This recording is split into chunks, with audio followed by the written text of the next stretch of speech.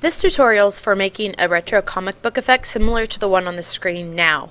I have my picture that I'd like to use already open and rotated. The first thing that I'm going to need to do is go to Enhance and let's do Auto Smart Fix, and it's going to lighten that up just a little bit. Now we're going to get into actually making our comic book effect. We are going to increase the contrast. To do that, we're going to go back to Enhance and adjust lighting and levels. You're going to want your input levels to be at 60, 1, and 220. Everything that I tell you, all the levels are always open to your creativity. If you want them darker, lighter, it doesn't matter. But we need to start a little bit darker.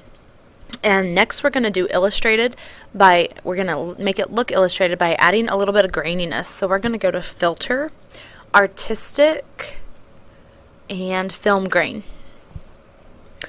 For this one, I'm going to zoom out right here so I can see the picture a little bit more.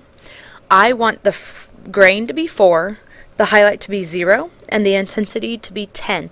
You can change things around if you'd like, but I'm going to leave it here, so I'm going to hit OK. And now we have a little bit grainier of a picture. Now we are going to duplicate. You do that by clicking on the words of your layer, duplicate layer. We're going to make a halftone effect, so type halftone in your layer name. To do the halftone, you go to Filter, Pixelate, and Color Halftone. This is the biggest step that I think is up to your creativity. I like to usually do a little bit more. The original tutorial says to leave the max radius at 4. I, on mine, liked 8. Just go in and play around at what you want. So here I have my halftone. I'm going to go now to the Layers palette, which is right here, and go to Darken on this. That is actually all the effect that we're going to do for this picture. Now we're going to go back and make the borders and the caption areas. So I found the easiest way to do that is to just make a new layer. I'm going to pick kind of an off-white, kind of dirty gray color, and I'm going to paint my new layer that color, go to my rectangular marquee, and make a border. The next steps are really, after I make the square, I'm going to press delete and then Control D to deselect that. The next steps are really completely up to you. We have to make these little boxes. They're boxes with an outline, a black outline.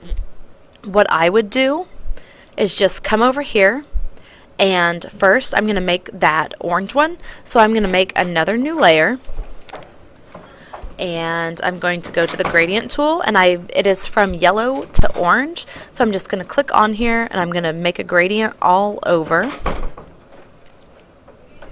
and just take my rectangular marquee again and make a square, and I'm going to layer via copy. So now I can just have my square. I can delete this layer.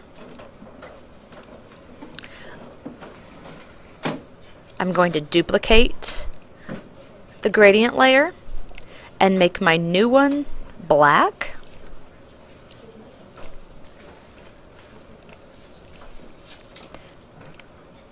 Make it all black. Then I'm going to send it behind and get my move tool and make it just a little bit bigger to make it look like it has a border.